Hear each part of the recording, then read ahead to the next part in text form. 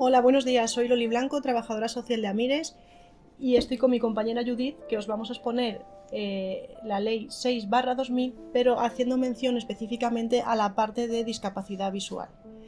El 29 de noviembre de 2013, bajo el Decreto Legislativo 1/2013, se aprobó la Ley General de Derechos de las Personas con Discapacidad y de su Inclusión Social, donde se regulan tanto la definición de persona con discapacidad, los derechos que tienen y también los poderes públicos que tienen para favorecer y defender por dichos derechos.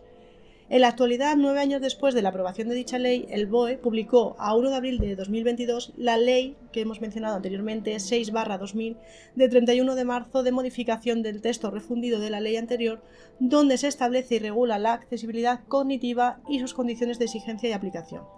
Se parte de la premisa de accesibilidad como condición previa para que las personas con discapacidad puedan vivir de forma independiente y participar plenamente en la sociedad en igualdad de condiciones. Con una propuesta que se ha llevado a cabo por el Ministerio de Derechos Sociales y la Agenda 2030, el Consejo de Ministros ha aprobado por Real Decreto el nuevo procedimiento para el reconocimiento, la declaración y la clarificación del grado de discapacidad, sustituyendo el que ya estaba en vigor desde 1999. Así, el nuevo baremo de la valoración de la discapacidad se adapta al modelo social de Convención Internacional sobre los Derechos de las Personas con Discapacidad de Naciones Unidas, con un enfoque más de derechos humanos. Con motivo de la actualización de la ley y de discapacidad, vamos a ver en qué consiste enfocado para las personas que tienen discapacidad visual. Cuéntanos, Judith, ¿cómo se va a valorar el sistema visual? Bueno, lo primero que vamos a hablar son de los criterios para valorar la deficiencia permanente del sistema visual. Lo primero que hay que tener en cuenta es que para realizar la valoración del sistema visual es que hay que llevar la mejor corrección posible. Para evaluar la deficiencia visual, lo primero que hay que hacer es conocer la escala de visión funcional. Ahora que nos hablas de la escala de visión funcional, Judith, ¿cómo se calcularía? Se tienen en cuenta dos parámetros, la escala de agudeza visual y la escala de campo visual. Una vez obtenidos estos datos, se multiplican entre sí y se dividen por 100, y es lo que nos proporciona la escala de visión funcional. La escala de visión funcional sí que podrá sufrir algunos ajustes, disminuyendo los valores de la escala con los informes médicos adecuados que vamos a explicar más adelante. Después, con ese dato, pasamos a calcular la deficiencia del sistema visual, que será 100 menos la escala de visión funcional. Con este dato nos vamos a una tabla de conversión, que nos refleja la ley y que nos va a indicar la deficiencia total de una persona. Ahora, mediante unos ejemplos, seguiremos con la explicación del cálculo de la escala de visión funcional. Hay dos parámetros, la escala de agudeza visual y escala de campo visual. El profesional tiene que medir la agudeza visual en ambos ojos y en cada ojo, y se aplica la fórmula de escala de agudeza visual, que es la siguiente. Se multiplica 3 veces la escala de agudeza visual en ambos ojos, más la escala de agudeza visual en el ojo izquierdo, más la escala de agudeza visual en el ojo derecho, dividido todo esto entre 5. Para obtener la escala de agudeza visual, la ley publica una tabla denominada deficiencia de la agudeza visual, en la cual el profesional, cuando mide, puede utilizar 3 escalas: agudeza USA, decimal y la de 1 metro. Basándonos en la decimal a una agudeza visual que se dé, le corresponde en la tabla la columna de escala de agudeza visual, y ese es el número que se toma para la fórmula. Por ejemplo, si tenemos una agudeza visual de 0,7 en escala decimal, le corresponde una escala de agudeza visual de 95, y este es el valor que debemos introducir en la fórmula. El mismo proceso haríamos teniendo en cuenta las campimetrías. Existe una conversión entre los resultados de la campimetría y la escala del campo visual. Este es el valor que también hay que colocar en la fórmula. Vamos ahora a analizar y utilizar algunos ejemplos para determinar la escala de visión funcional. Por simplicidad, en todos ellos vamos a poner que el campo visual está al 100%. Vale, ahora vamos a poner algunos ejemplos que, aunque no vamos a ir diciendo los cálculos detallados, sí que vamos a ir uno a uno. Vale, el primero de ellos es que una persona tiene agudeza visual igual a 1 en ambos ojos y en ojos separados, es decir, sería 100 la agudeza visual, y en este caso cabe recordar que el campo visual en todos ellos va a ser el 100%. Entonces, hallaríamos primero la escala de agudeza funcional, ¿vale?, con los valores convertidos de la tabla, luego la escala de visión funcional, que sería la combinación de la escala de agudeza funcional y la escala de campo funcional, y finalmente obtenemos un resultado que en este caso es 0 en la tabla de conversión. Entonces el grado de discapacidad sería 0 y la deficiencia visual sería insignificante. Vale, el siguiente caso sería una persona con agudeza visual 0,5 en su visión de conjunto y de forma individual. Hacemos el mismo procedimiento. En este caso, haciendo todos los cálculos, da un 15% y por tanto la deficiencia visual es leve. El tercero de los casos sería que la agudeza visual es 0,6 en un ojo, 0,1 en otro ojo y en ambos ojos es igual a 0,6 y el campo visual obviamente se mantiene intacto, entonces el valor es 1.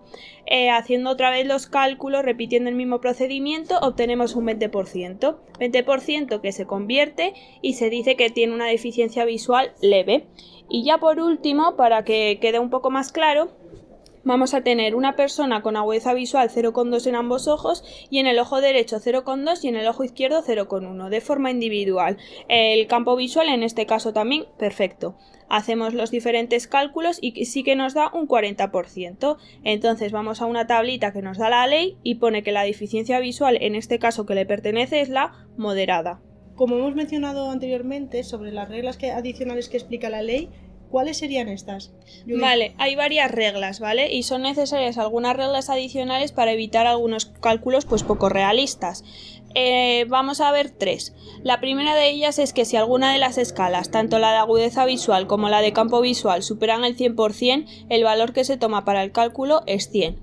La segunda, cuando no existan datos o razones médicas que sospechen de un déficit en el campo visual, la escala de campo visual será 100, es decir, solo se tendrá en cuenta la escala de agudeza visual, y ese valor será el cálculo para el grado de la deficiencia para la pérdida de agudeza visual. Esto es lo que hemos realizado en los ejemplos anteriores. Los problemas de agudeza visual y de campo visual han de responder a una razón patológica, es decir, si es un problema de refracción, no es un problema patológico, y en la edad, cuando exista una pérdida de campo visual asociada al envejecimiento, sin que exista una patología previa, tampoco se tendrá en cuenta. La tercera de ellas se divide en 2. Si la agudeza visual está disminuida, algunas pérdidas del campo visual central no se contabilizarán, y estos dos ejemplos son: el primero de ellos, los escotomas paracentrales, manchas ciegas adyacentes al punto de fijación, pueden interferir con la capacidad lectora y otras actividades de la vida diaria, por lo que serán contabilizados aunque no afecten a la agudeza central.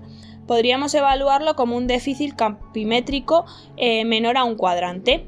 La segunda de ellas, por el contrario, si el escotoma es central, es decir, si cubre el punto de fijación, afecta tanto a la agudeza visual como al campo visual, por lo que las dos puntuaciones de deficiencia no pueden ser consideradas independientes, de manera que en esos casos, si la agudeza visual está disminuida, las pérdidas del campo visual central no se contabilizarán, calculando la deficiencia visual solo con la agudeza visual. Y ahora, Judith, cuéntanos, ¿qué ajustes individuales se pueden hacer a la escala de visión funcional? Vale, pues en el punto 4.5 de la ley indica que los ajustes individuales, como son la sensibilidad a la luz y al contraste, visión para el color, visión nocturna, si causan una deficiencia significativa que no está reflejada en la agudeza visual o en la pérdida del campo visual, también se utilizan como ajustes en la puntuación de la deficiencia del sistema visual. Todo ello debe estar documentado en los informes oftalmológicos y haber alcanzado su máxima mejoría clínica. El ajuste se limitará a incrementar la puntuación de deficiencia del sistema visual, disminución de la escala de visión funcional entre 0 y 15 puntos. Hay una excepción, que en los casos de diplopia que precisen oclusión unicular persistente se aplicará una disminución de la escala de visión funcional de 15 a 20 puntos. ¿Existen excepciones? Sí, claro, hay consideraciones especiales que la ley también refleja en su punto 4.6 y son dos consideraciones, ¿vale? La primera de ellas es la evaluación de pacientes trasplantados corneales, que son pacientes con degeneraciones corneales, por lo general bilaterales, no necesariamente simétricas, y que sean susceptibles de trasplante corneal. Podría realizarse una evaluación con carácter temporal. Y la segunda de ellas son las características específicas de la evaluación visual en la infancia y la adolescencia. Esto quiere decir que en la primera infancia se tiene en cuenta principalmente la función visual en distancias inferiores a 2 metros. Cuando el menor presenta un diagnóstico en el que se considere que existe una deficiencia permanente, aunque no pueda cuantificarse o se prevea en su evolución, a pesar de las medidas terapéuticas adoptadas, el desarrollo a corto o medio plazo de una deficiencia visual permanente de importancia se podrá asignar un grado inicial aproximado de deficiencia total de la persona del 33%. Esta evaluación tendrá siempre un carácter temporal y se hará una primera primera revisión a los 2 años. Posteriormente, una vez pueda concretarse el grado de deficiencia visual, se considerarán nuevos periodos de revisión de 3 a 5 años en función de la edad, del o los procesos terapéuticos que precisen y de las posibilidades evolutivas y rehabilitadoras. Y ya para terminar, finalmente, ¿cómo clasificaríamos los cálculos de la deficiencia del sistema visual? Vale, pues una vez tengamos en cuenta todo ello, se procederá a la clasificación de la deficiencia visual según el porcentaje de deficiencia del sistema visual expuesto en el 4.8. La deficiencia visual insignificante será un porcentaje de 0 a 4%, la leve de 5 a 24%, la moderada de 25 a 49%, la deficiencia visual grave de 50 a 69%, deficiencia visual profunda de 70 a 90%, casi ceguera de 91 a 95% y una deficiencia visual total, que es la ceguera en este caso, de 96 al 100%. Muy bien, pues con esto damos por terminado este podcast. Esperamos que os haya sido aclaratorio sobre la nueva ley y que os haya resultado de vuestro interés. Así que nada, muchas gracias Judith y que tengáis un feliz día para todos. Hasta luego.